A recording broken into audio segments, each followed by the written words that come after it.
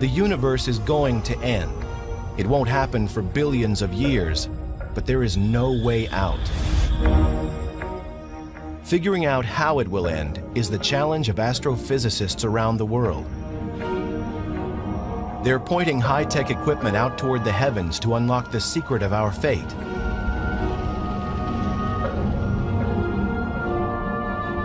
The possibilities are frightening. In one scenario, gravity pulls the universe back into itself, similar to air being let out of an inflated balloon. The universe goes back to its original size. This is the Big Crunch. It'll be the end of the universe in a big fireball as all the matter collapses onto itself. That'd be pretty dramatic. Then there's the Big Chill. The universe expands until the nuclear furnaces that power all the stars burn out. The universe grows cold and dies. A second possibility is actually kind of sad. The universe will continue to expand forever, and it will just grow into an increasingly cold and lonely place as the expansion removes our nearest neighbors from us, and we just end up a single isolated community of stars and galaxies. Then again, there could be a much more spectacular end in which everything is ripped to shreds, down to the last atom. Think of it like a balloon that is filled with too much air. It pops. It's much more dramatic than the Big Chill, and just as fateful as the Big Crunch. The universe continues to expand, but at an ever-quickening pace. And in fact, the pace is so great that even the space-time fabric cannot hold the universe together. However the end comes, it will be a dramatic conclusion. To understand how it all could end, scientists turn to how it began. The mystery starts to be solved here, at the Mount Wilson Observatory overlooking Pasadena, California. In 1929, while looking through what was then the world's largest telescope, Edwin Hubble makes a strange discovery. The universe is expanding. Hubble's discovery led to a whole new picture of the universe, that it was a dynamic environment and that it evolved. It changed in time, and that's different from pictures that people had of cosmology previous to that. Before Hubble, scientists said that the universe was static and unchanging. Hubble's discovery that the universe is expanding meant it had a starting point, a beginning. That brought the idea forward that, hey, what if we ran the film backwards in time and found the point at which that began? The Big Bang. That fraction of a second when the universe and everything in it exploded into existence from a point smaller than an atom.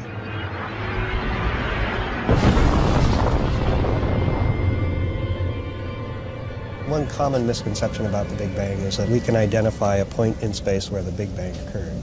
But in fact, it's more appropriate to think of the Big Bang as a simultaneous creation everywhere of space, which is then continuing to expand to the present day. Scientists theorize that at the moment of the Big Bang, the first small particles of matter called quarks were produced. They collided to form the building blocks of the universe. These floated in a thick fog of hot plasma for about 400,000 years. Gravity, also created at the Big Bang, drew the particles together, eventually creating the first stars and lighting up the cosmos. The theory of the Big Bang is a very solid theory. What happened at the moment of the Big Bang is still something we're working on. We don't really understand. If the universe has been expanding since the Big Bang, scientists must consider that it will stop expanding at some point. The question is, how?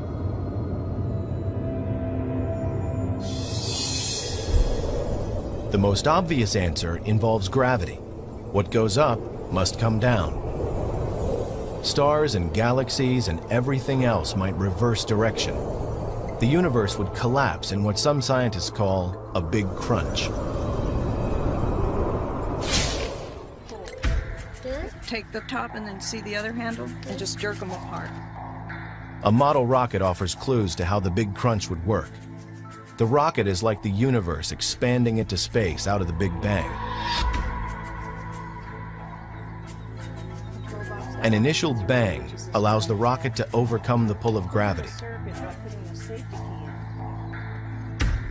5, 4, 3, 2, 1. Eventually, when the fuel is exhausted, the rocket coasts a few feet higher, stops, and is pulled back to Earth. This is what would happen with a big crunch. The entire universe is essentially pulled back to its launch pad.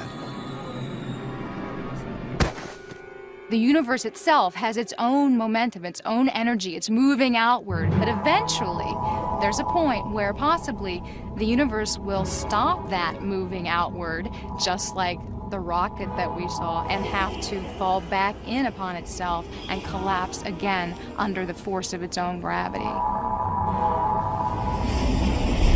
In this scenario, the universe could return to its original state just before the Big Bang, setting the stage for a perpetual seesaw of creation and destruction. The Big Crunch theory moved to a scientific back burner.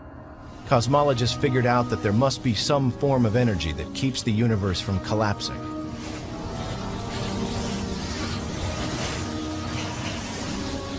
The existence of such a force leads to new theories about what the universe is made of and how it might end.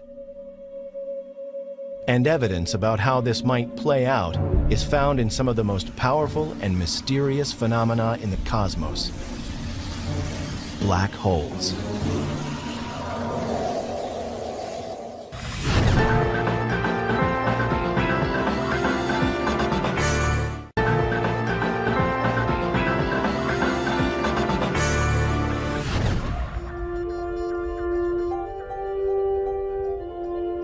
Predicting how the universe will end involves some of the most advanced technology known to man. On a remote volcano on the island of Hawaii, astronomers are monitoring a battle in space that is shaping the fate of the universe. At an elevation of nearly 14,000 feet, the Keck telescopes bring astronomers from all over the world nearer to space for a clearer view of the cosmos. They come here because the telescopes work best far away from city lights and as high as possible above Earth's polluted air. Harsh conditions make it difficult to work here, but for scientists in pursuit of the great mysteries above, it's paradise. So this is a remarkable location, but of course the air is very thin, it's extremely hard to work here, but these telescopes are amazingly powerful. But we're ambitious astronomers. We don't just stop looking at easy objects. We try hard to look at the very faintest objects so we can understand the extremities of the universe. Here, astronomers like Richard Ellis are working on a problem that has been all-consuming for cosmologists since Edwin Hubble. They know the universe is expanding, but what they don't know is how fast. It will be difficult to predict exactly how the universe will end until they solve this mystery. The answers lie in the past. Now what I did the focus on was a V equals 12. There it is, yeah. Okay, that's the right star. We have Get a better focus now, that was worth doing. An astronomer like myself uses a ground-based telescope as a time machine. We're looking back in time to study distant galaxies, seen as they were a long, long time ago. One of the distant galaxies that astronomers found revealed a powerful source of X-rays from something that they could not see. It was in the constellation Cygnus and emitted no light, but something was there. Whatever was emitting these X-rays had a mass about 7 times that of Earth's sun. There wasn't a name for it, so they called it a black hole. Black holes offer scientists an analogy to how the Big Crunch theory works. When certain stars run out of fuel, they collapse in on themselves into a smaller and far denser mass that attracts more and more matter, just like the Big Crunch. The gravitational pull is so powerful that anything that falls near a black hole will be forever trapped. Not even light can escape. It's a mind-boggling concept that something invisible is detectable and offers a view to our ultimate fate. This black tarp represents space, and space is relatively flat. But when you put a massive object into space, it curves it. This is a penny, and notice how it comes into a really beautiful circular orbit. Basically, the black hole trapped it into an orbit around itself. And that orbit becomes very circular as it gets closer. And now the penny will eventually disappear, go inside the black hole. Earth's sun warps space similarly to a black hole, only it's a cosmic wimp by comparison. The gravitational pull of our sun is much weaker. Earth and all its nearby planets are trapped by the sun's pull, but it's so mild that it just stays in orbit without being sucked into the sun. The mass of a black hole can be 1,000,000 times the mass of the sun, or more, causing a huge warp in the space around it that consumes everything that comes near. That black hole wraps space around itself. And so if material falls near it, it falls inside and gets trapped forever. Black holes exist in isolated areas throughout the cosmos. A black hole's gravitational pull is a scaled-down version of the force that could cause the universe to collapse. That force is dark matter, and dark matter is what scientists often call cosmic glue. Hi, Matthew. So let's do some cosmology here. Dark matter attracts other objects via its gravitational attraction. It's a positive force. There's another force that opposes gravity, and that is dark energy. Dark energy, we don't really understand what it is, but it's a negative repulsing effect that pushes galaxies away from each other. The whirlpool in Richard Ellis's demonstration represents the gravitational force of dark matter. The green dye coming out of the syringe shows how the stuff of the universe collapses under the force of dark matter. The presence of dark matter acts as the focus for the gas in the universe, bringing structure together. This is how the Milky Way developed as the universe expanded. Little things merging into big things, the positive, constructive force of gravity. Now, if this was the only force in the universe would stop expanding at some point in the future, and eventually the universe would start collapsing. Gravity would eventually halt the expansion, bring it back together in a big crunch. Yet the universe continues to expand and isn't showing any signs of collapsing. This suggests the opposing force of dark energy could be stronger than dark matter. But it will take scientific detective work to find out. They look to one of the most violent forces in the universe for clues. We're studying exploding stars to try to understand if they can tell us the rate at which the universe is expanding. These are explosions at the end of lives of stars, not unlike our sun. The fuel that these stars have in their centers is spent. The star collapses, the outer part expands, and the star becomes something called a white dwarf. White dwarf stars sometimes have other stars orbiting nearby, a companion star. A massive explosion could happen if the companion star's debris falls onto the white dwarf, causing a spectacular fireworks display in the cosmos. Scientists consider exploding stars, or supernovae, like in these images captured by the Hubble telescope, to be reliable telltales of how fast the universe expands. Their brief and bright explosions allow scientists to track the universe's expansion and give them a way to measure its speed. Essentially, they are white dwarf stars that become nuclear bombs. They explode with a certain brightness and a certain length of time. It takes a certain amount of time for that brightness to dissipate. They are essentially standard candles. Any one of these will look the same no matter where it is in the universe. Astronomers measure the distance and speed of these exploding stars by measuring the amount of red light they emit. The faster the star moves away from us, the redder its light appears.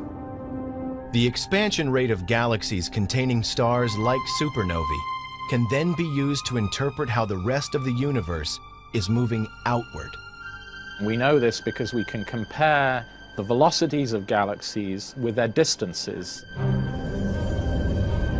These are the clues that lead astronomers to answer just how soon the universe will reverse direction and come back together in a big crunch. Or, this information might lead to an entirely different conclusion. Dr. Ellis is looking at clues at the Keck Observatory in Hawaii. While the telescope is on the top of a huge volcano, he's in a viewing room on another part of the island. Hey, emission lines, Johan. Oh, you see it? In the red side, I think. At the same time, Johan Richard is at the California Institute of Technology in Pasadena, California, evaluating the light from a distant galaxy that the Keck telescope captured in Hawaii. He's looking to see if any of the known elements coming from the galaxy are in the red spectrum and moving farther away. We can interpret that as a velocity, as how much the galaxy is moving away from us. We can really interpret how the entire universe is behaving, is expanding. Interpreting redshift is the cornerstone of the quest to pin down the fate of the universe. Clearer pictures of the universe that have only been possible in recent years have led cosmologists to conclude that the redshift of distant galaxies is greater than predicted. This is startling. Not only is the universe expanding, it's speeding up. Nothing in the observable cosmos could account for an accelerating universe, and yet the data seem irrefutable. This has to mean that an invisible force is working against gravity. Cosmologists have come up with a name: dark energy. So when the universe was young, gravity was the most dominant force. And so what we see here is galaxies as particles on the surface of the water are bound together by gravity. And at a point about 7 billion years ago, dark energy and gravity are pretty well in balance. But the universe continues to expand, the density goes down, and so dark energy starts to take over. And lo and behold, the universe starts to accelerate. So dark energy is now the dominant property of space. So the universe started out with a certain amount of energy, and we know we're trying to understand how much energy there is, and we know the universe is expanding as it moves outward with time. We also know now that the universe's expansion is accelerating, and we don't know, is that acceleration going to slow down or not? We're still trying to understand that. So in understanding what's going to happen to the fate of the universe, we have to know how much energy is there, how much matter is there.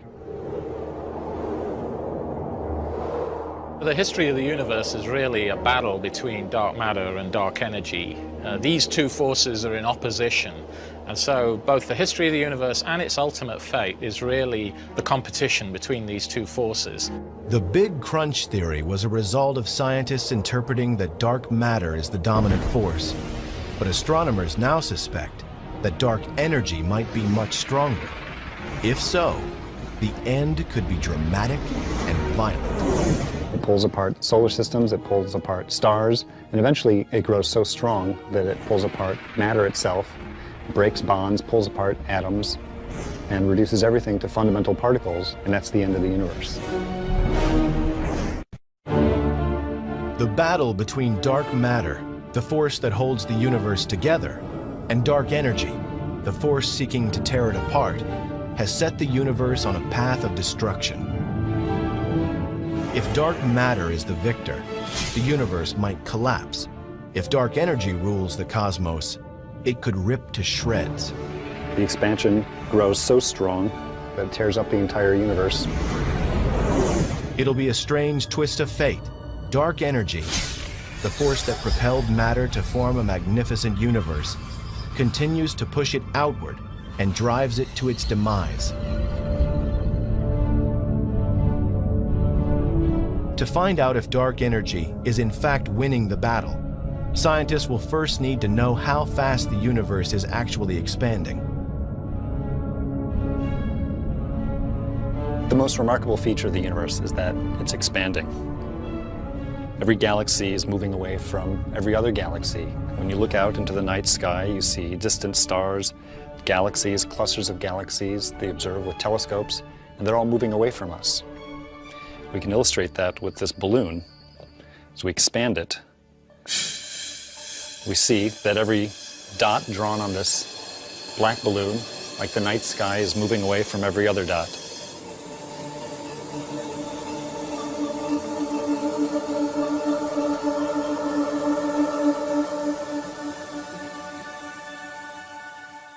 But there's something else that we know about the universe, something else that we know about the expansion.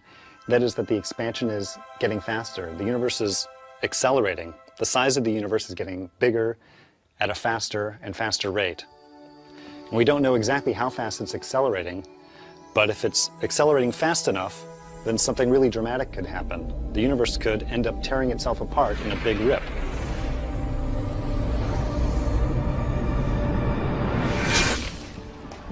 This is perfect. This is great that you rigged this up. So this is a giant version of the demo that I do in class. Dr. Robert Caldwell attempts an earthbound experiment to show how dark energy affects the acceleration of the universe. He uses a paintball gun mounted on a truck. Yeah, and basically, I mean, we could adjust the angle in any way that you want it. What do you think about this? I think down at the Down ground, a little bit more. Is the best, so we can mark each How's time that? the gun fires. That'll be good. All right, let's try that. He sends the truck coasting down an incline. Earth's gravity pulls the vehicle downhill, which is similar to how dark energy propels the universe outward, causing it to expand.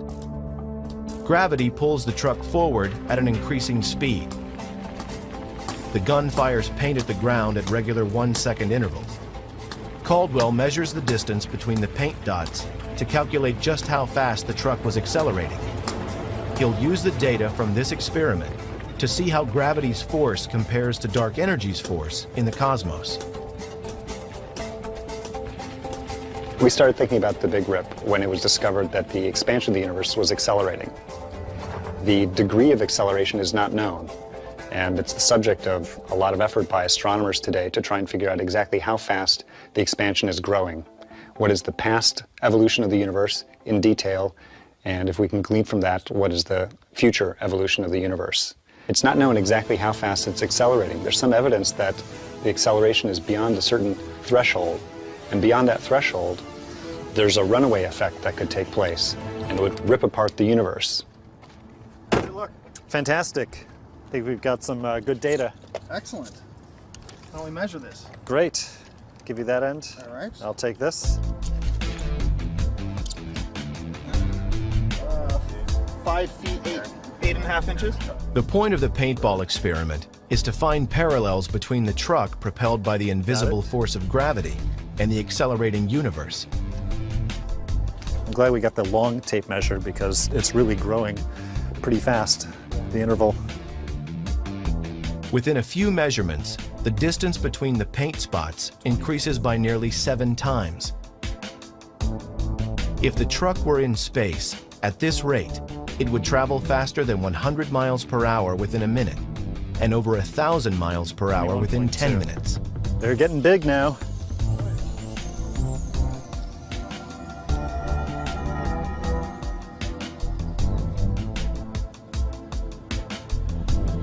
Here we got 42.5 feet. 42, all right, 0.5. The question for Robert Caldwell is whether the same kind of expansion and acceleration are happening on a cosmic scale. What's the capsule made of? Is it plastic or something? Gelatin. Uh-huh, It's okay. all biodegradable. Uh-huh. So you could actually eat them if you wanted to. This right here is the data that I took with Eric, the cumulative distance traveled by the car as a function of time, and that's beautiful. It's this nice parabolic shape.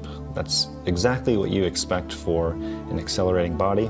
Now over here I've got another calculation going on where I'm working out the acceleration of the universe. Robert Caldwell's calculation shows that forces on Earth are similar to forces in space. This demonstration, then, gives a sense of the dramatic rate of expansion that appears to be happening in the cosmos.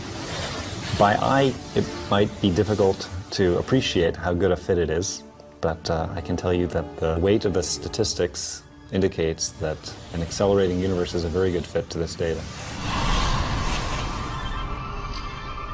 If, like the truck, the universe is continually accelerating, then billions of years from now, the universe might tear itself apart.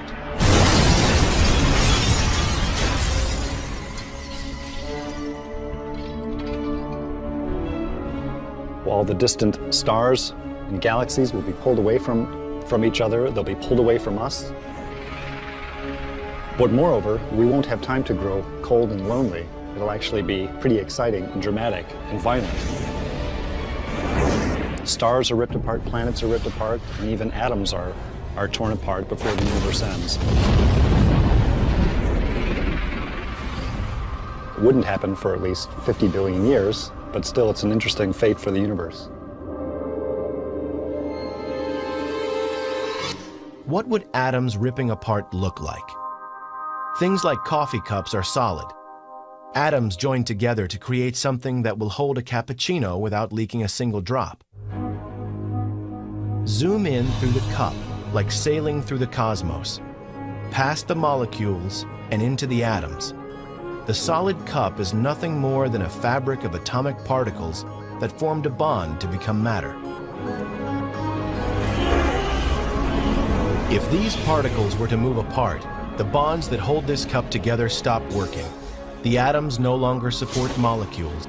The connections between the minuscule particles dissolve. Matter in the form of this cup ceases to exist. It disintegrates, gone from existence. This is the dramatic end that Robert Caldwell foresees for the universe. What you would see if you were standing on Earth or standing on some other planet that happened to still be around at that time, you would see something that looks like a wall of darkness approaching you. And as the wall of darkness approaches, stars would go out, galaxies would go out, and then eventually that wall of darkness would surround the planet. And then pretty soon, atoms themselves are torn apart, and that's it. Just the wall of darkness shrinks down to a point, and that's the end of the universe.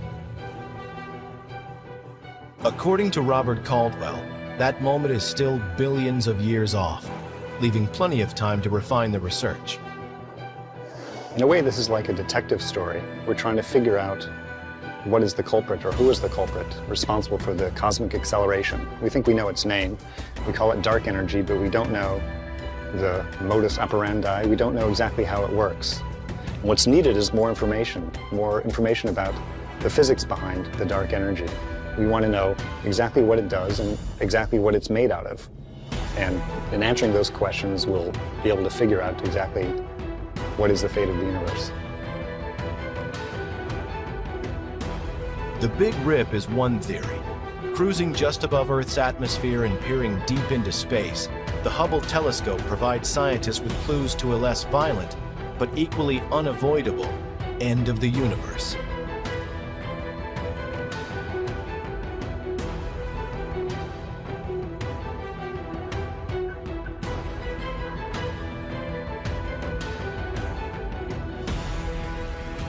Scientists now say the universe is expanding, and that depending on how fast it is accelerating, it might end in a big rip where everything tears apart. It's also possible that it will continue to expand, but at a slower rate. The universe wouldn't rip apart, but would become dark, cold, and lifeless. If dark energy turns out to be constant, a constant property of space, and continues at the same rate that it is now, the universe will keep expanding forever, and it will be a very sad state. I think in the end, it just chills out. Everything cools down.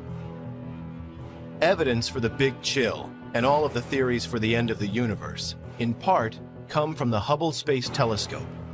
It has been orbiting Earth since 1990 and has an unobstructed view of the cosmos. The extraordinary images it beams back to Earth are amazing in their clarity and detail. And because of Hubble, scientists can make better predictions about how the universe will end. So here is an example of a very deep field that was taken by the Hubble Space Telescope. Literally, you point the space telescope at a single region in space. And if you looked at this from a typical ground-based image before Hubble was launched, first of all, it's literally almost size of a postage stamp. And so suddenly, the first Hubble Deep Field that was ever taken had 4,000 galaxies that looked just like the galaxies here, that were never visible before from the ground. A tremendous power. Each of these smudges in their own right is another galaxy. Each one of these galaxies contains about 100 billion stars.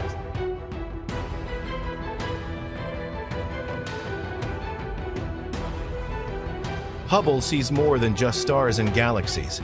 It just might be on to one of the key ingredients of space, an invisible ingredient that could put the brakes on dark energy's effect and cause a big chill. That's dark matter. Scientists talk about dark matter as the substance that holds the universe together and could prevent a big rip. Evidence that dark matter exists is seen in some of Hubble's images of nearby galaxies. It sometimes appears as though other galaxies surround them. The other galaxies are not really there at all. Rather, they are reflections of more distant galaxies coming from behind. Astronomers suspect this optical illusion is dark matter causing a weird distortion of light called gravitational lensing.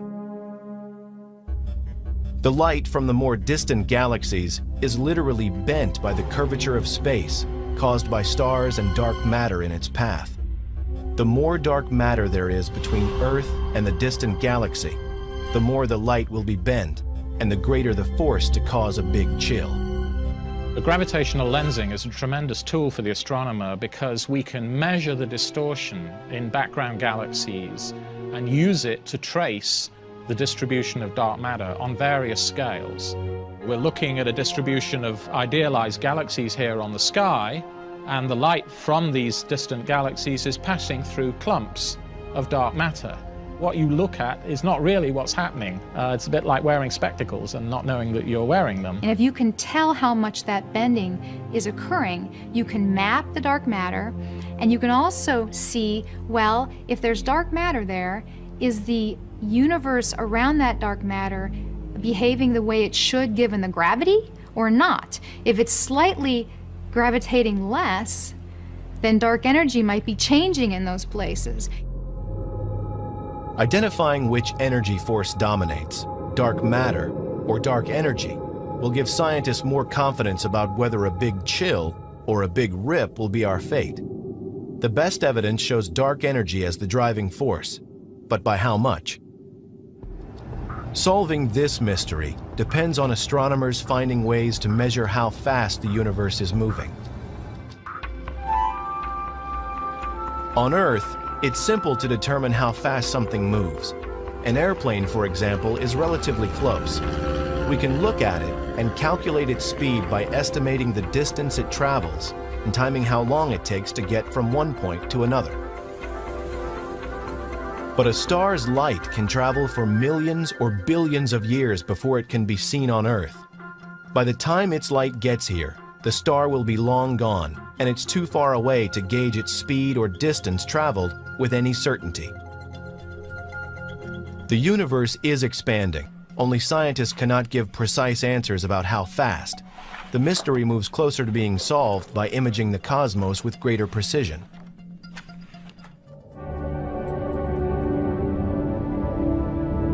Clearer images from space make it easier to estimate the rate of expansion.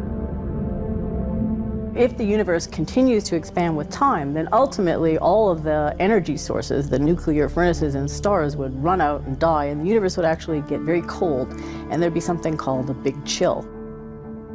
In the Big Chill scenario, Earth could become a lonely, cold planet as the universe expands. Distances between stars grow so vast that they nearly disappear from view. Over time, they burn out, and eventually the entire universe ends in a frozen state. This sphere demonstrates the principles behind a Big Chill. The marbles coming out of the sphere are like stars that were formed following the Big Bang. Dark energy propels the stars outward. Dark matter slows them down. In a Big Chill, the expansion would continue, but the nuclear fuel that causes the stars to burn will eventually run out. From Earth's perspective, the first thing to go would be sunlight. The sun dims as it exhausts its last bits of nuclear fuel. Earth would freeze and become lifeless.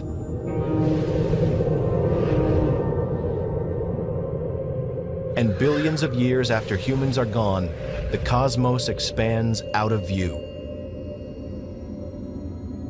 A few newer stars might remain, but most would have long moved away. The furnace powering the universe burns out. The darkened universe continues to expand, a frozen and lifeless remnant of its once vibrant existence.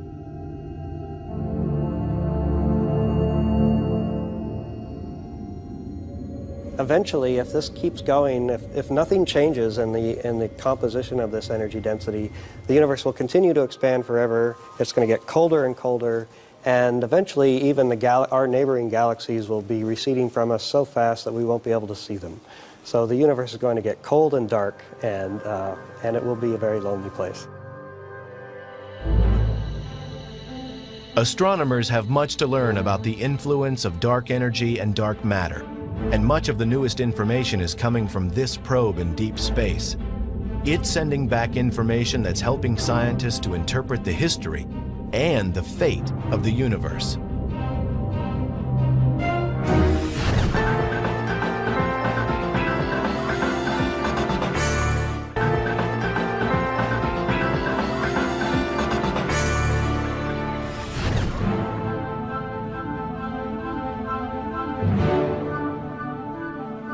The night sky, by all appearance, is a quiet and peaceful place. But in reality, there are forces that are driving it to an end. Big science moves astronomers closer to deciphering the universe's great mysteries, including its ultimate fate. The solution to the universe's riddle may well be hidden in this multicolored image. What's incredible is that it's a map of the early universe from the moment it was conceived. And even more fantastic, it reveals a great story that helps cosmologists predict how it will end.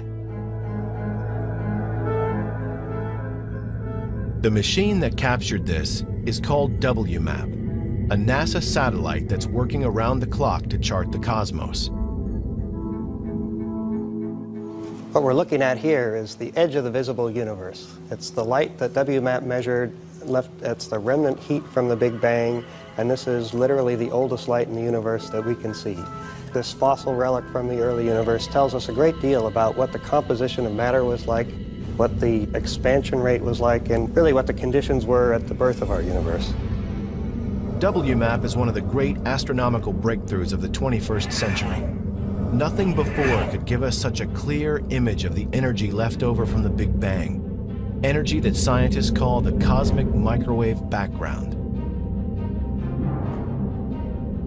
WMAP is measuring temperature differences in the cosmic microwave background, which may finally make it possible to predict which force will dominate the universe and how that force will bring the cosmos to its end. The blue spots are regions in the microwave light that was produced by the Big Bang that are slightly colder than the average temperature, and the red spots are regions that are slightly hotter than the average. Temperature differences revealed by WMAP tell scientists about the nature of the matter and energy that is contained within the universe. They're able to analyze the light patterns and find clues not only about the substance, but also the fate of the universe. We only capture a tiny part of the electromagnetic spectrum with our eyes, and we have to go to much longer wavelengths. The same wavelengths that are used to heat water in a microwave oven are what we're measuring here with WMAP. WMAP is so precise that it can detect differences in temperatures as small as 1/1000th of a degree. This sensitivity helps scientists to calculate the ratio of dark matter to dark energy, forces that will determine how the universe ends. We assembled all those difference measurements and make a map of what the variations look like. And by turning up the contrast, we can basically subtract off this uniform glow from the Big Bang and look for variation. It doesn't look like much until Gary Hinshaw adjusts the contrast. Then the WMAP image comes to life. Looking at WMAP imagery is in essence taking a journey back through space and time so that we might get some new ideas on the fate of the universe.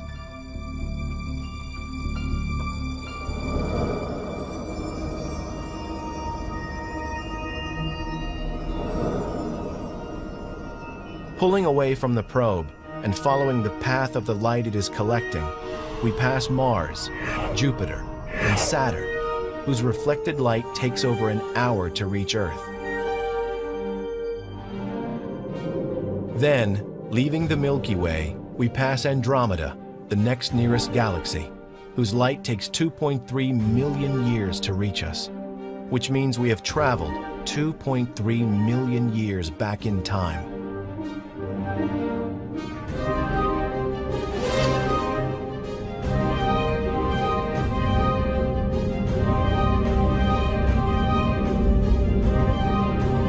And finally, we arrive back 13 billion years ago, at the beginning of visible light. Before that, superheated hydrogen gas is everywhere. WMAP can see this far back in history. It's confirming important facts about the universe and what's driving it to its demise. The final act for the universe becomes more easily predicted thanks to WMAP. Its information, combined with the work of astronomers, has led to some astounding discoveries concerning a rapidly expanding universe. Rapid expansion supports the dark energy theory and the possibility of a big chill or big rip. We now know from all the data we've had in the last 10 years that there's, by a factor of 2 to 1, more dark energy than dark matter. So dark energy is the dominant constituent of energy in the universe. The evidence seems clear. Dark energy is taking over and is leading astronomers into new thoughts about the beginning and the end of the universe. Before the discovery of dark energy, things were a lot simpler. If we could determine the amount of matter in the universe, then we could say something about its ultimate destiny. Those simple days are gone, but the proof is adding up and supports the idea that the universe will continue to expand. But will it do so to oblivion? We've made huge strides over the last century in learning something about the evolution of the universe and its expansion. But we've now raised more questions in some sense than we've been able to answer. And so I think the next decade is going to be even more exciting. Astronomers have tons and tons of challenges that have been thrown our way by theorists, and we are rapidly trying to figure out how to answer all of these questions. And I think that's the exciting future, because if you can go out and really observe something, you're testing it. And that's what science is all about. The battle between dark matter and dark energy is expected to go on for billions of years, and humans will be long gone from Earth when the final outcome occurs. But no pursuit has been more significant to science than understanding how the universe arrived, how it works, and how it will end. It's a never-ending quest. It's driving astronomy. What are the answers to these profound questions? The constituents of the universe, the nature of dark matter, and perhaps the biggest mystery of all, what is the ultimate fate of the universe?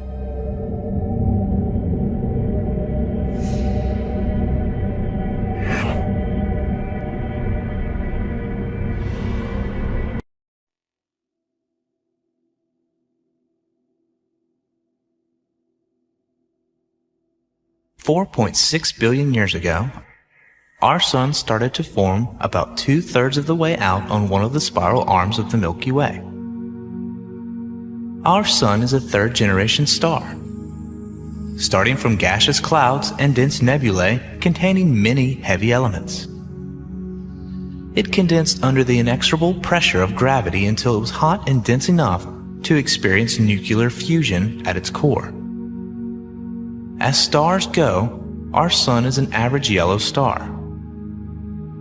But it is so massive that it contains 99.8% of all the mass in the solar system. Its radiant energy supports almost all life on Earth, and it drives Earth's climate and weather.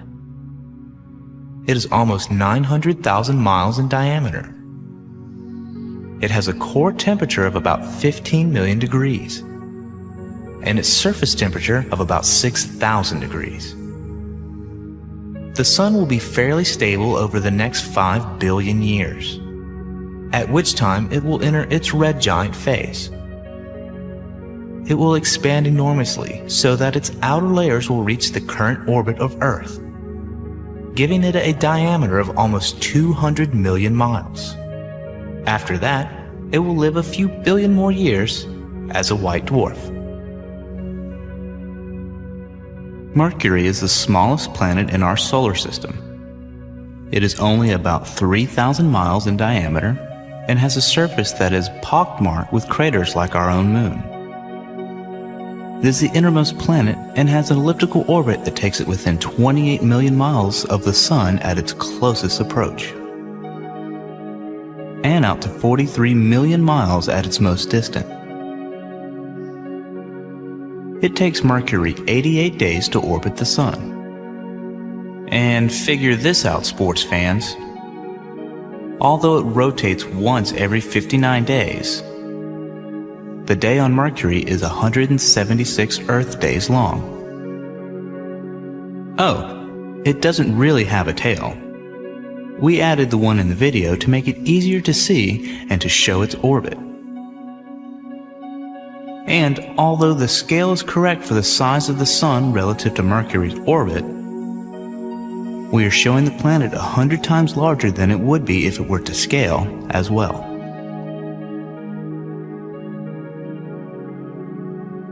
Except for the Sun and the Moon, Venus is the brightest object in the sky.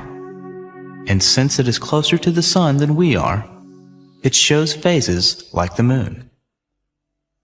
Shrouded in permanent clouds, Venus rotates on its axis every 243 days, and it rotates backwards from the other planets. It is only slightly smaller than the Earth, and it orbits the Sun every 225 days, at a mean distance of 67 million miles.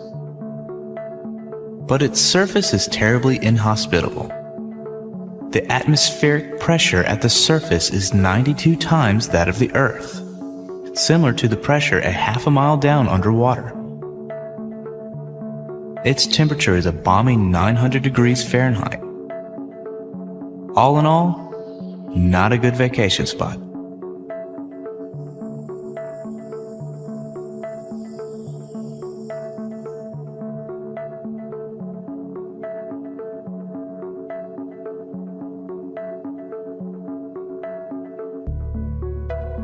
Our Earth is 8,000 miles in diameter and rotates on its axis, causing sunrise every day.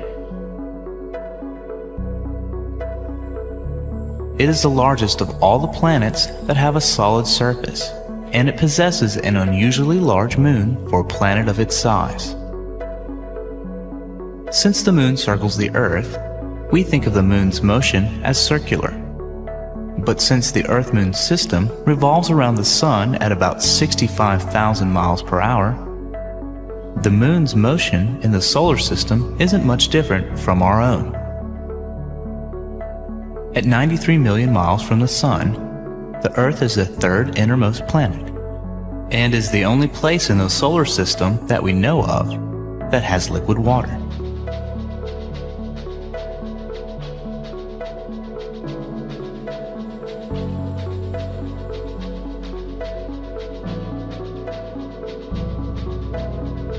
Mars is the planet most similar to Earth in terms of habitat.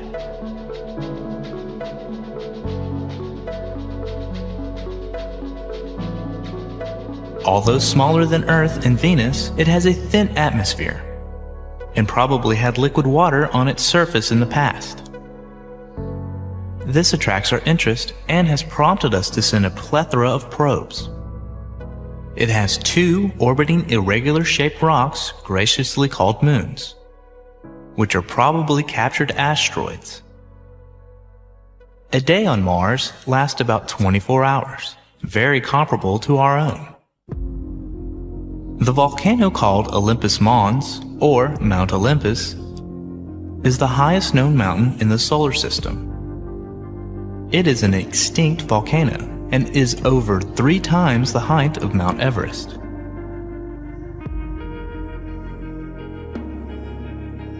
Mars is the 4th planet from the Sun and completes its orbit every 2 Earth years.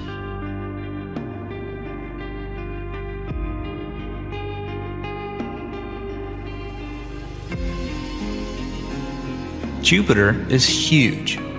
If it had only been a little larger, it could have become a brown dwarf star circling our Sun. It is a gas giant and has no solid surface.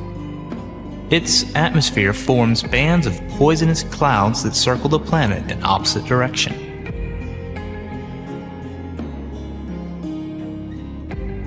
The giant red spot is a huge storm that has been raging for hundreds of years. 4 of its many moons are so large that Galileo spotted them with his primitive telescope in 1610. In addition to moons, all of the gas giants have rings, but Jupiter's rings are so faint they are not visible. The 5th planet out, Jupiter orbits the Sun at a distance of 480 million miles and takes almost 12 years for one complete circuit. Notice the large separation between the orbits of Jupiter and Mars. This is the realm of the asteroid belt. It is the debris of a planet that failed to form because of Jupiter's gravitational influence.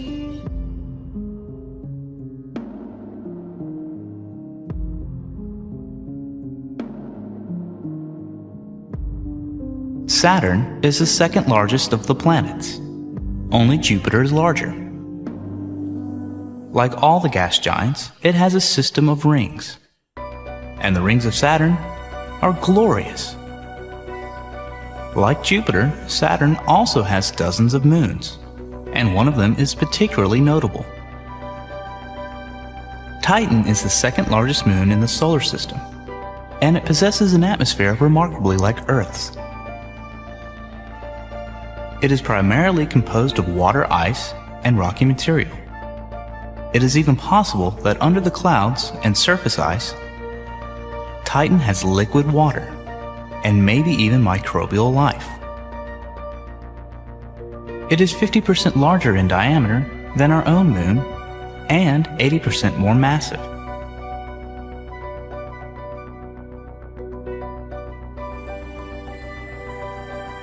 Saturn takes 29 years to orbit the Sun, and does so at a distance of 890 million miles.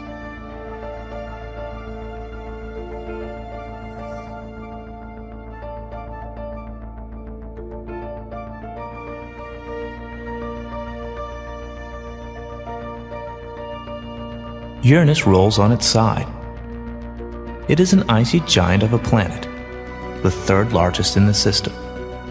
Like the other giants, Uranus has a ring system and numerous moons. It is the 7th planet out, and it orbits the Sun at a distance of 1.9 billion miles. A year on Uranus lasts 84 Earth years. Because of its extreme axial tilt, seasons on Uranus are worth a look. At the time near the solstice, one pole continually faces the Sun, while the other faces away. Only a narrow strip near the equator experiences Uranus' 17-hour day. At the other side of Uranus's orbit, the orientation of the poles is reversed, so each pole gets 42 years of continuous day, followed by a 42-year night. Okay, let's head to a point high over the ecliptic, so we can see the relative sizes of the orbits of the sunward planets.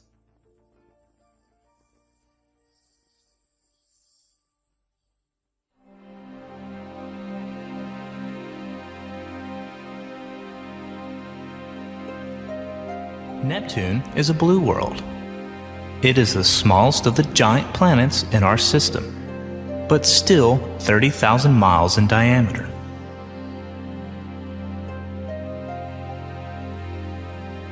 Since the demotion of Pluto, it is the furthest planet from the Sun. Neptune's rings are very faint, and of its 13 moons, only Triton is massive enough to be round. It rotates every 16 hours and orbits the Sun every 165 years at a distance of 2.8 billion miles.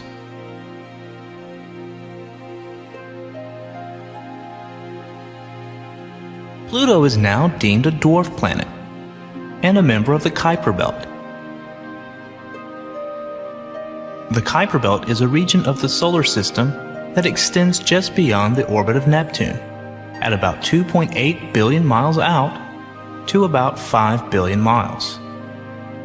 Like the asteroid belt, it is crammed with many small bodies orbiting the Sun, most of which are frozen methane, ammonia, and water. Here's a size comparison. Earth, Ganymede, Titan, our Moon, and several bodies from the Kuiper Belt. Currently, the largest known Kuiper Belt bodies are Eris, Pluto, Sedna, and many more without formal names like FY9 and EL61.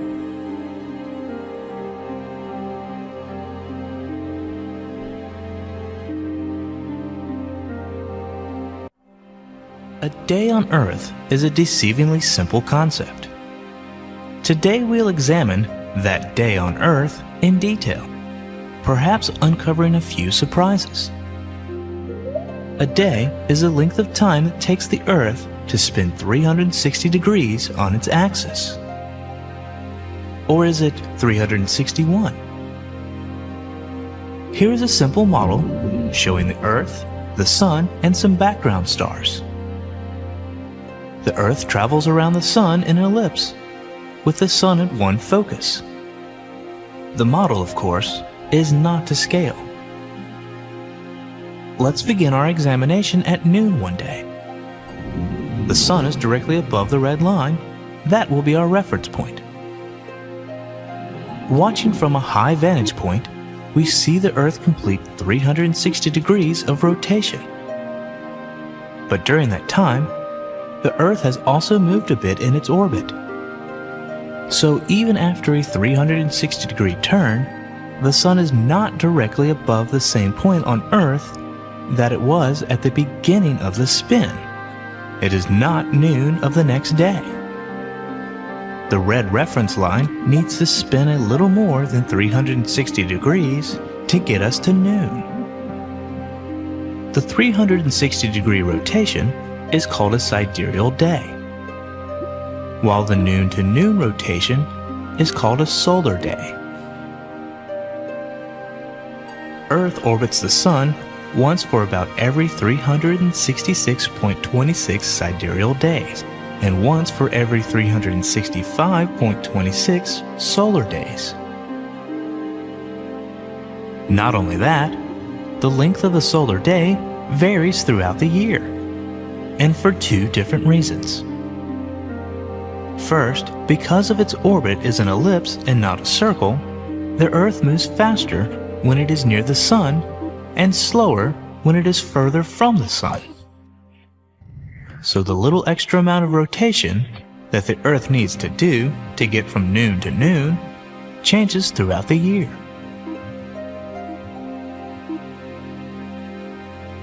Second, because the Earth is tilted on its axis, the little extra rotation to get from noon to noon is largest at the solstices and smallest at the equinoxes. So solar days grow progressively longer as we move from the equinox, March and September, to solstice, June and December. And did we mention the Earth's spin is slowing down? And the length of the solar day is increasing due to gravitational tides between the Earth and the Moon? The length of the mean solar day is increasing at a rate of approximately 1.4 milliseconds every century. 2 billion years ago, there were about 750 days in a year. Now let's talk about daytime. That period out of 24 hours when it is light outside. Day versus night. Due to refraction and scattering of light by the atmosphere, there can be daylight even when the sun is slightly below the horizon. But day length is usually about the sun's disk being on or above the horizon.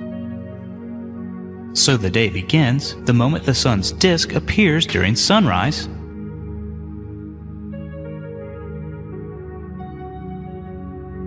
and ends the moment the sun's disk disappears during sunset.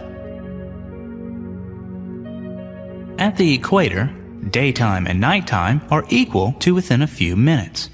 But at distances north and south of the equator, the length of the day varies with the season, with the longest and shortest days being on the solstices.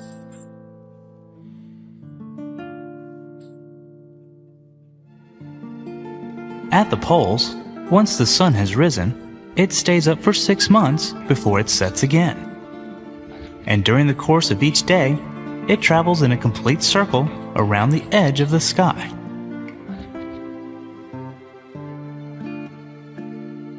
Because the Earth travels at different speeds in its orbit, the sun is north of the equator for almost 4 days more than half the year, and the length of the average day in the northern hemisphere exceeds the length of the average day in the southern hemisphere by a few minutes.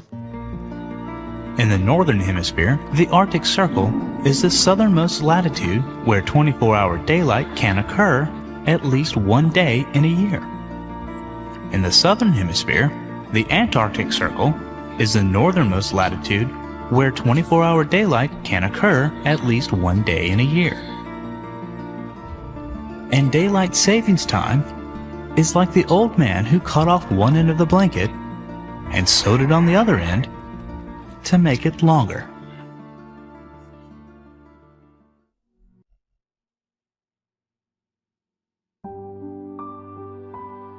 A year on Earth is measured by one complete trip around the sun. Seems simple enough, but there is a problem. The Earth doesn't travel in a path around the sun that returns to its starting point. So how do we know when a year starts or ends?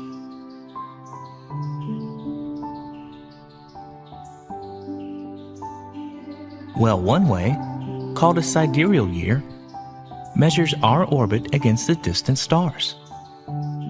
As viewed from the Earth, our orbit causes the sun to appear to move through the constellations of the zodiac on a path called the ecliptic. And when the sun returns to its starting point, a sidereal year has passed. This motion is difficult to observe directly because the stars cannot be seen when the sun is in the sky. However, if you look at the sky before each dawn, the annual motion is very noticeable. The last stars seen to rise are not always the same, and within a week or two, an upward shift can be noted. As an example, in July in the northern hemisphere, Orion cannot be seen in the dawn sky, but in August, it becomes easily visible. Measuring a year this way gives a period that is 365 days, 6 hours, 9 minutes, and 10 seconds long.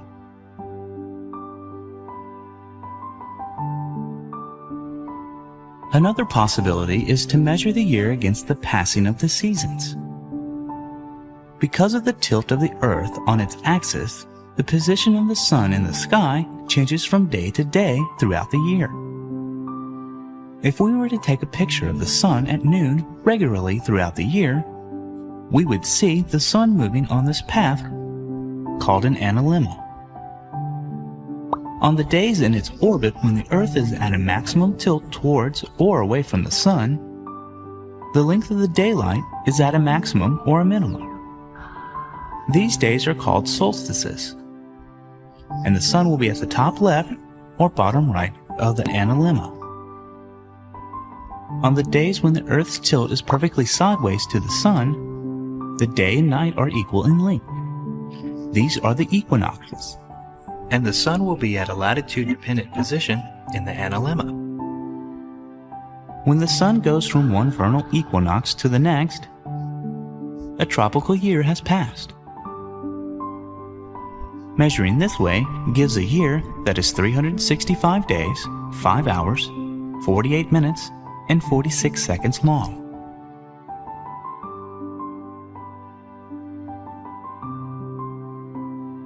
The length of a year on Earth is affected by several gradual and cyclical changes in its orbit and its tilt.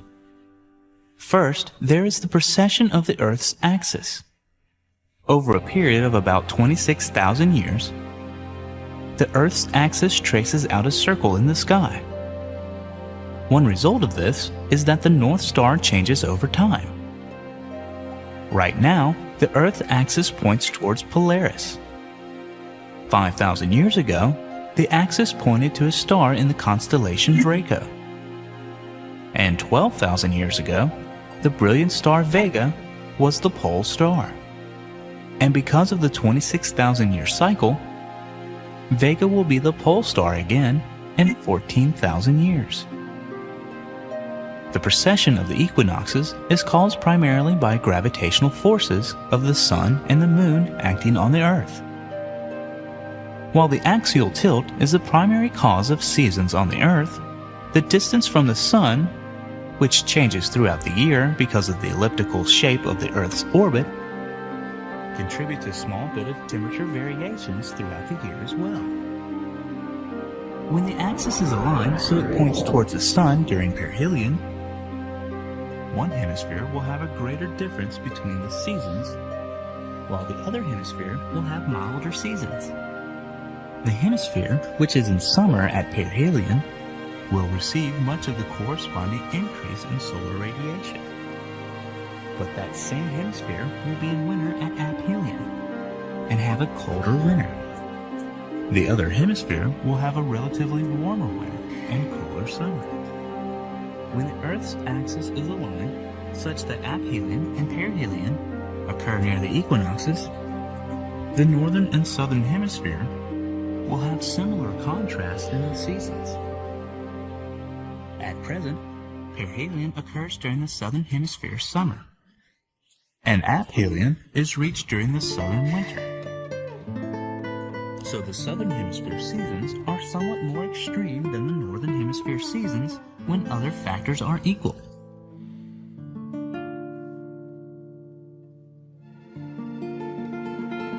In addition, the gravitational effects of other planets cause the ellipse of our orbit to slowly spin around the sun. It takes about 112,000 years for the ellipse to revolve once, relative to fixed stars.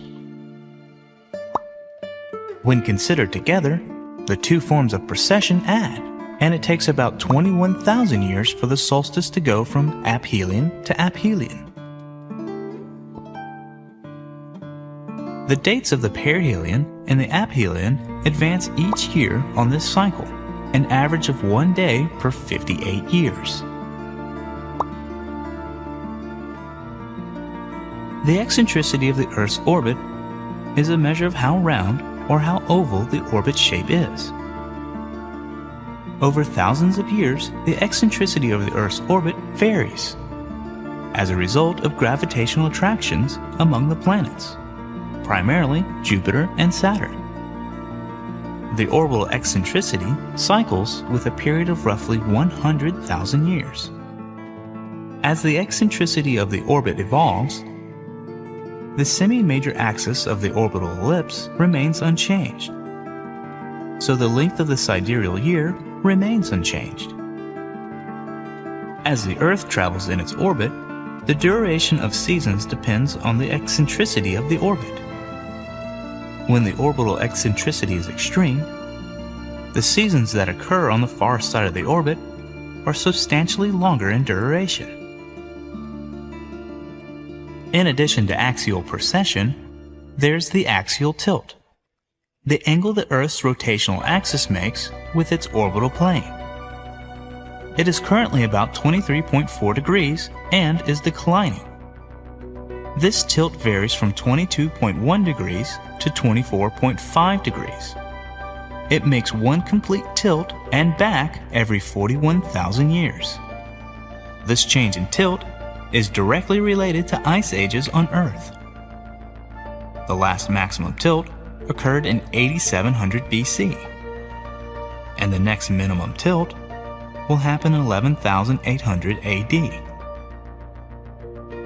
The inclination of Earth's orbit drifts up and down relative to the present orbit, with the cycle having a period of about 70,000 years.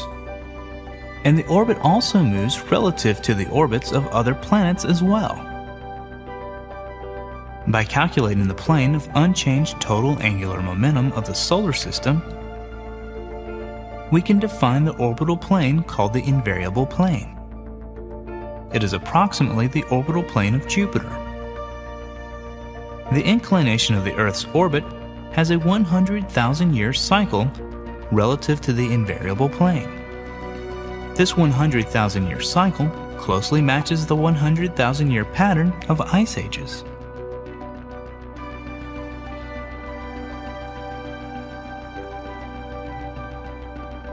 A year on Earth is directly determined by all the various orbital motions of the Earth.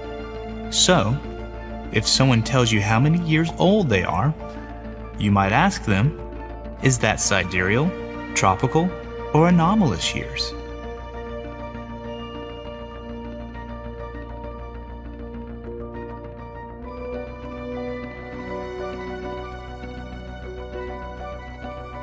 Want to see something really big? Well, watch this. Our starting point is our own moon. We've seen men walk on the moon, and it's pretty big. But even the smallest planets are bigger. Here are Mercury, Mars, Venus, and Earth. And the gas giants in our solar system are huge in comparison. Here are Neptune, Uranus, Saturn, and Jupiter. And of course, our sun makes even Jupiter seem small. But let's look at some really big stars. Here's Sirius, and Pollux, and Arcturus, and Aldebaran, and Rigel, and Deneb, and Antares, and Betelgeuse. And the largest star we currently know about is VY Canis Majoris. On this scale, our sun would be 1/10 the size of the tiny little dot you see to the left.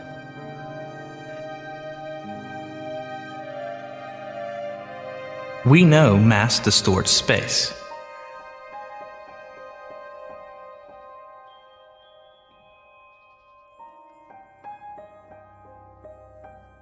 We know light is affected by gravity.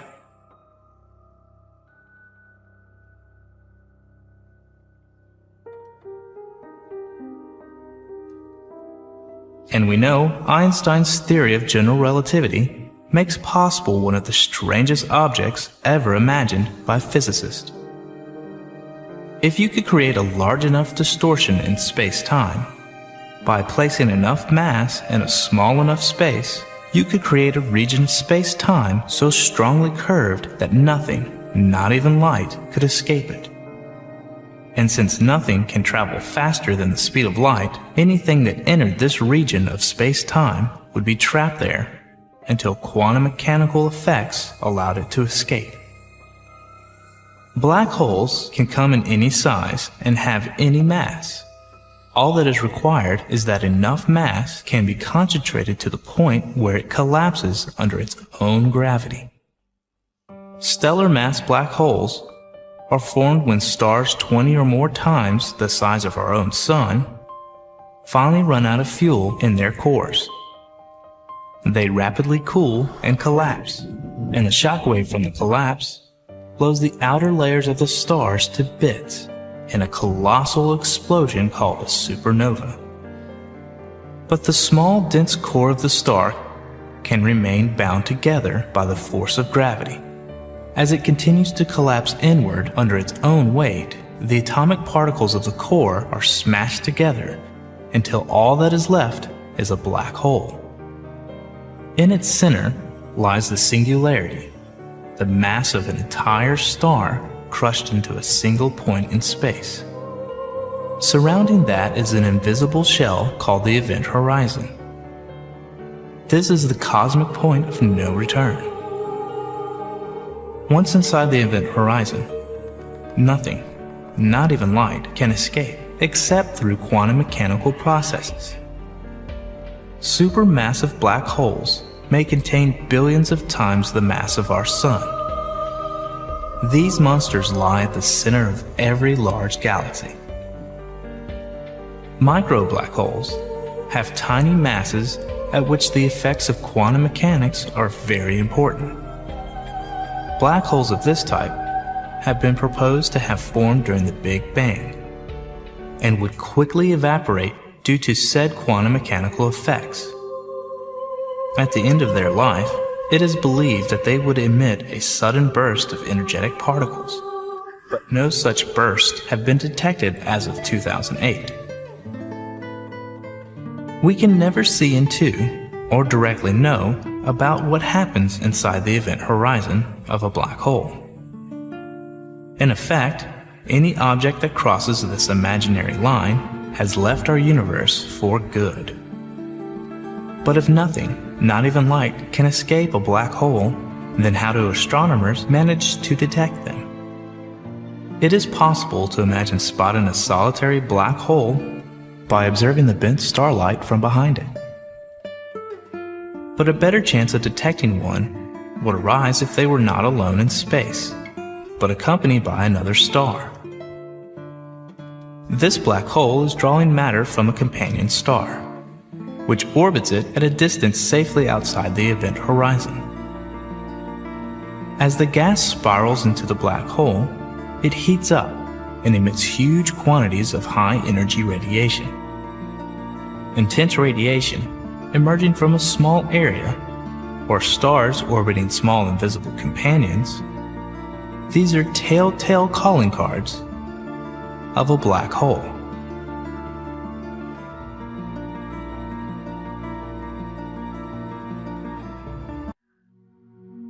$12.5 billion years ago, the universe was littered with the remains of first-generation stars, and billions of second-generation stars were born from these clouds.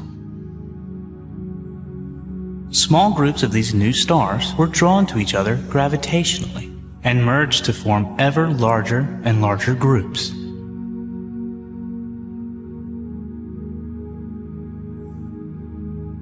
Our own galaxy, the Milky Way, is an example of a spiral galaxy born in this early era.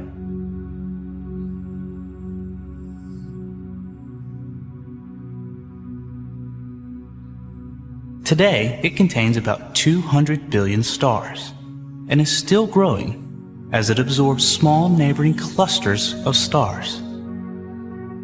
The center of our galaxy is in the direction of the constellation Sagittarius. And like most large galaxies, there is a monstrous black hole at the center.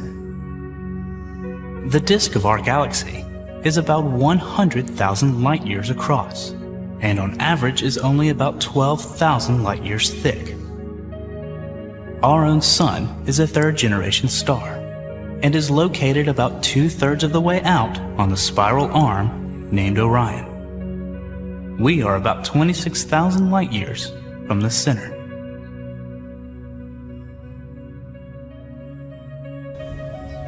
The Milky Way is a member of a group of 20 or 30 galaxies and star clusters called our local group.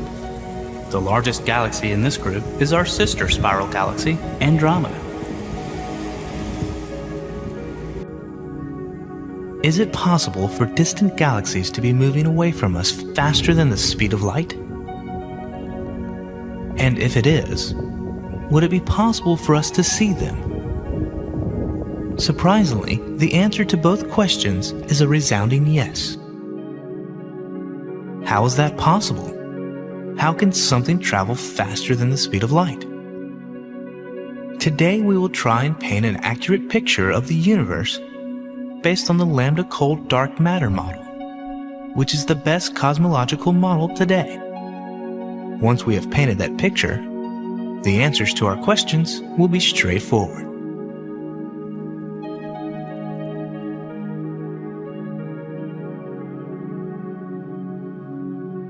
Let's assert that some kind of space-time quantum foam sort of something existed before our own universe began, before our Big Bang. Then we simply let Heisenberg's uncertainty principle go to work for us. If we look at the tiniest speck allowed by quantum mechanics, a small volume with a Planck length as its linear scale, the speck would have a volume of 10 to the minus 99 cubic centimeters. And the largest amount of mass or energy that we could put in this volume without it becoming its own black hole is about 1/100,000th of a gram. Interestingly, the uncertainty principle allows this much stuff to be created out of nothing for as long as 10 to the minus 43 seconds. Not a very long time, but it will prove to be enough. Because if that much energy is created in the form of a certain type of scalar field, then we have just successfully created a universe. The best model of how our early universe grew after that initial quantum fluctuation created it includes inflation, a period when the scalar field divides space into a brief period of extreme exponential expansion. During inflation, space erupted from its tiny beginnings into an unknowably huge volume. This enormous expansion generated an enormous amount of gravitational binding energy, at least 10 to the 85th grams. And this was counterbalanced by a corresponding group of positive energy in the scalar field. What began as a mere fraction of a gram of energy has now become 10 to the 85th grams. This is a huge number, large enough to account for all the matter and energy that exists today. But notice that the total energy in the universe is within a quantum fluctuation of equaling 0.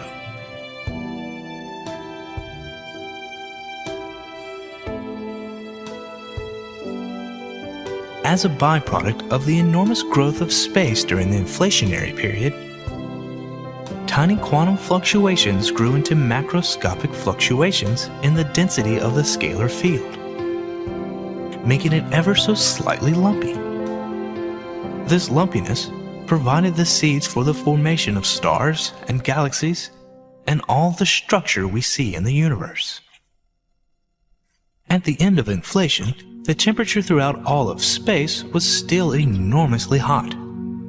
But as space continued to expand, it cooled, and the energy of the scalar field, which now filled all the new and enormously huge volume of space, decayed into dark matter and dark energy and normal matter. The photons and quarks and electrons, which in turn settle down into the protons, neutrons, and atoms that populate the universe today. After about 380,000 years of expansion and cooling, charged particles got together to form neutral atoms. And suddenly the photons that were bumping into charged particles every second or two were free to zip unhindered across space. This is the origin of the cosmic microwave background that we see today.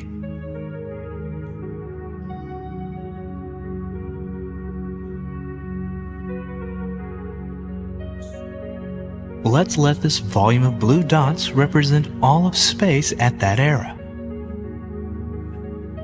Then let's focus our attention on this tiny portion that has a radius of about 42 million light years. This is the region that will be all of our observable universe in 13.7 billion years. Our Earth will form somewhere in the center of this region in about 9 billion years. But we have a lot of expansion to experience first. Imagine that you are standing on a 100-meter track and someone 99 meters away is going to walk toward you. There's the starter's pistol, and the walk begins.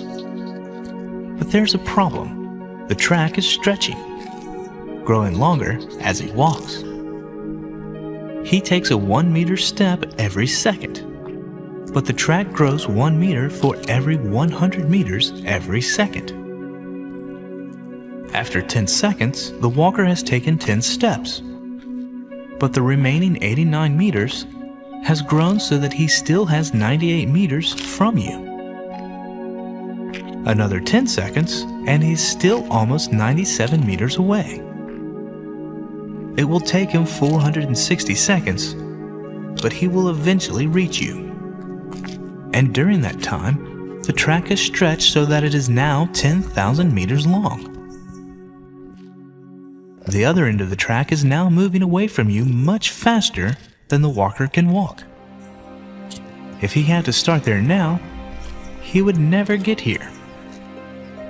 And the question of how far he walked is ambiguous. We could say he walked 99 meters because that was the distance at the beginning, or we could say that he walked 9,900 meters because that was the distance at the end, or we could say 460 meters because that is his normal speed times the time it took. The expanding universe exhibits the same characteristics.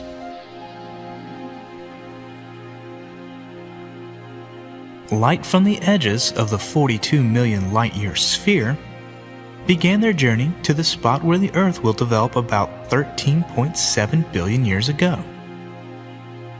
But during the trip, the intervening space multiplied itself 1,090 times. And now the spherical shell from which the light began is about 46 billion light years away. This is the farthest into space we can see right now, and it is called our particle horizon. 100 million years after inflation, the first stars formed. They were massive giants that formed in every region of space, including our little sphere of observable universe.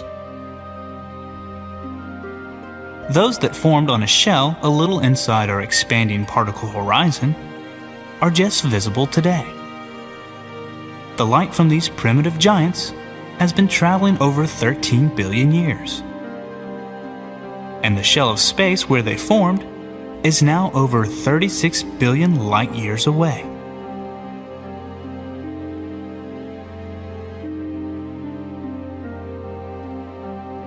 So light from the microwave background was emitted from a distance of just 41 million light years away.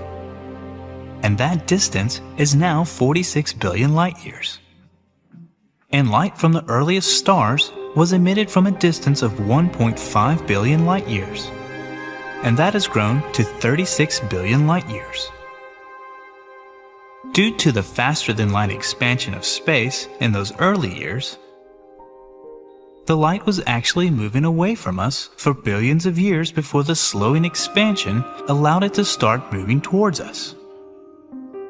Light we see today from some distant galaxies that was emitted from 5 to 6 billion light years away comes from objects that were the most distant at the time the light was emitted.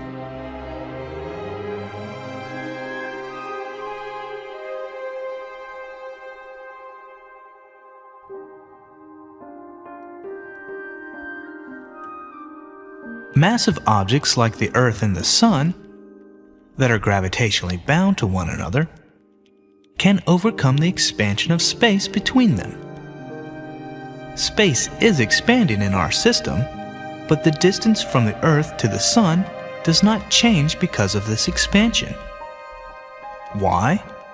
Because as space expands, the Earth's orbit continually adjusts to keep the Earth at the correct distance that is demanded by the law of gravity. This is also true for stars inside a galaxy that are gravitationally bound, and is true even for local clusters of galaxies. As space expands, the distance between the bodies constantly adjusts to comply with the laws of gravity. The wavelength of light from distant objects is shifted toward the red end of the spectrum if they were moving away from us. And the expansion of space is measurable by measuring the redshift. And unlike the Doppler redshift, the cosmological redshift says nothing about the recessional velocity of the emitting object either at the time the light was emitted or at the time the light was received.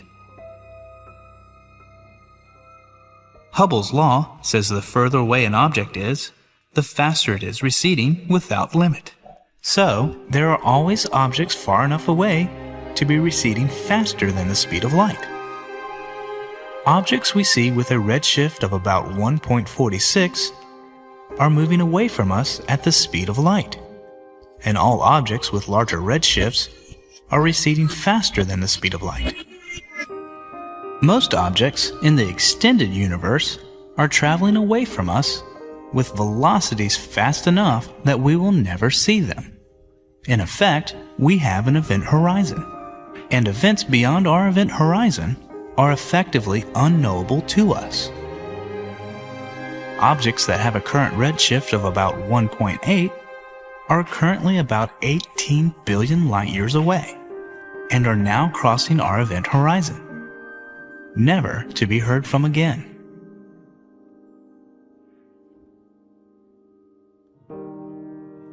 Finally, this is a time sequence of the evolution of our universe. Big Bang, followed by inflation, reheating or the birth of matter, birth and death of the first stars, and the ongoing formation and growth of galaxies. When we look out into the universe, we are looking backwards in time, looking at the universe as it was when it was a lot smaller and a lot younger.